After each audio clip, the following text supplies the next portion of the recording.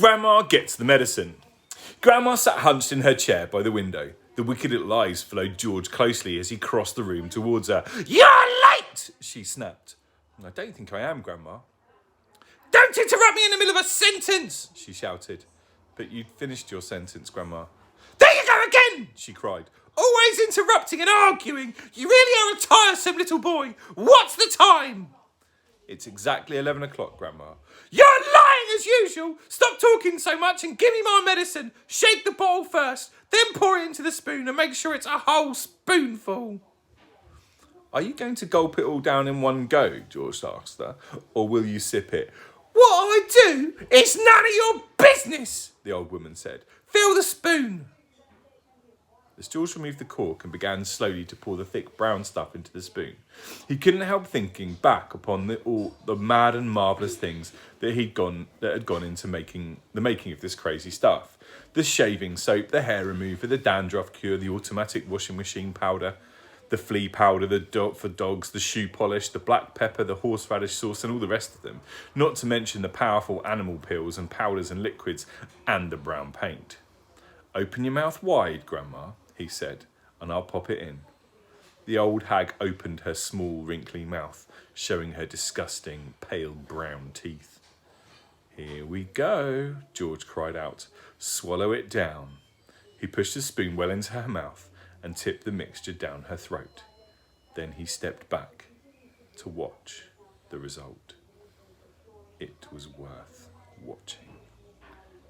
Grandma yelled, "Owie!" and her whole body shot up whoosh into the air. It was exactly as though someone had pushed an electric wire through the underneath of her chair and switched on the current. Up she went like a jack-in-the-box, and she didn't come down. She stayed there, suspended in mid-air, about 2 feet up, still in a sitting position, but rigid now, frozen, quivering, the eyes bulging, the hair standing straight up on end. "Is something wrong, Grandma?" George asked her politely. "Are you all right?" Suspended up there in space, the old girl was beyond speaking. The shock that George's marvellous mixture had given her must have been tremendous. You'd have thought she'd swallowed a red-hot poker the way she took off from that chair. Then down she came again with a plop, back into her seat. "Call the fire brigade!" she shouted suddenly. "My stomach's on fire!" "It's just the medicine, Grandma," George said. "It's good, strong stuff." "Fire!" yelled the old woman. "Fire in the basement! Get a bucket! Man the hoses! Do something! Quick!" "Cool it, Grandma," George said. But he got a bit of a shock when he saw the smoke coming out of her mouth and out of her nostrils. Clouds of black smoke were coming out of her nose and blowing around the room. "By golly, you really are on fire," George said. "Of course I'm on fire!" she yelled. "I'll be burned to a crisp! I'll be fried to a frizzle! I'll be boiled like a beetroot!" George ran into the kitchen and came back with a jug of water. "Open your mouth, Grandma," he cried. He could hardly see her for smoke, but he managed to pour half a jugful down her throat, a sizzling sound, the kind you get if you hold a hot frying pan under a cold tap, came up from deep down in Grandma's stomach. The old hag bucketed and shied and snorted. She gasped and gurgled. Spouts of water came shooting out of her, and the smoke cleared away. Your fire's out, Grandma, Grandma announced proudly. George announced proudly. "You'll be all right now, Grandma." "All right!" she yelled. "Who's all right? There's jack jumpers in my tummy. There's squigglers in my belly. There's bangers in my bottom."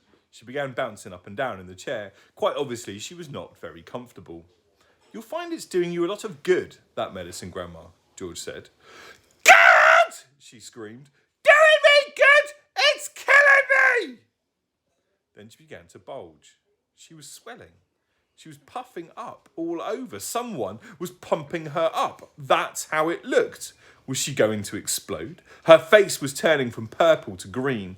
But wait, she had a puncture somewhere. George could hear the hiss of escaping air. She stopped swelling. She was going down. She was slowly getting thinner again, shrinking back and back slowly to her shriveled old self. "How's things, Grandma?" George said. No answer. Then a funny thing happened. Grandma's body gave a sudden sharp twist and a sharp jerk, and she flipped herself clear out of the chair and landed neatly on her 2 feet on the carpet. That's terrific, Grandma, George cried. You haven't stood up like that for years. Look at you. You're standing up all on your own. You're not even using your stick. Grandma didn't even hear him. The frozen, pop-eyed look was back with her again now. She was miles away in another world. Marvellous medicine, George told himself. He found it fascinating to stand there, watching what it was doing to the old hag. What next, he wondered. He soon found out. Suddenly she began to grow. It was quite slow at first, just a very gradual inching up, inch by inch, getting taller and taller, about an inch every few seconds, and in the beginning, George didn't notice it. But when she had passed the 5'6" mark and was going up towards being 6 foot tall, George gave a jump and shouted, "Hey, Grandma, you're growing! You're growing up! Hang on, Grandma, you better stop now or you'll be hitting the ceiling." But Grandma didn't stop. It was a truly fantastic sight, this ancient, scrawny old woman getting taller and taller, longer and longer, thinner and thinner, as though she were a piece of elastic being pulled upwards by invisible hands. When the top of her head actually touched the ceiling, George thought she was bound to stop. But she didn't. There was a sort of scrunching noise and bits of plaster and cement came raining down. "Hadn't you better stop now, Grandma?" George said. "Daddy's just had this whole room repainted." But there was no stopping her now. Soon her head and shoulders had completely disappeared through the ceiling, and she was still going. George dashed upstairs to his own bedroom, and there she was coming up through the floor like a mushroom. "Whoopee!" she shouted, finding her voice at last. "Hallelujah! Here I come!" "Steady on, Grandma," George said. "With a hey nonny no, and up we go!" she shouted. "Just watch me grow!" "This is my room," George said. "Look at the mess you're making." "Terrific medicine!" she cried. "Give me some more!" "She's as dotty as a donut," George thought. "Come on, boy, give me some more!" she yelled. "Dish it out, I'm slowing down!" George was still clutching the medicine bottle in one hand and the spoon in the other. Oh well, he thought, why not? He poured a second dose and popped it in her mouth. "Owie!" she screamed, and up she went again. Her feet were still on the floor downstairs in the living room, but her head was moving quickly towards the ceiling of the bedroom. "I'm on my way now, boy!" she called down to George. "Just watch me go!" "That's the attic above you, Grandma," George called out. "I'd keep out of there. It's full of bugs and boogles."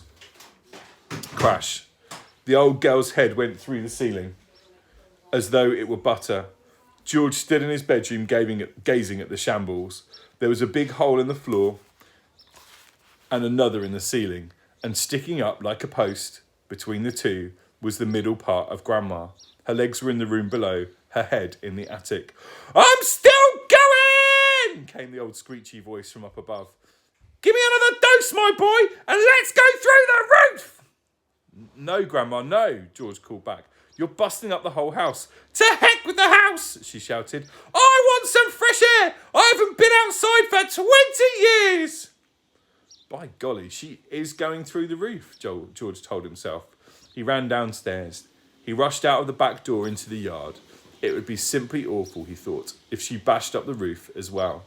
His father would be furious, and he, George, would get the blame.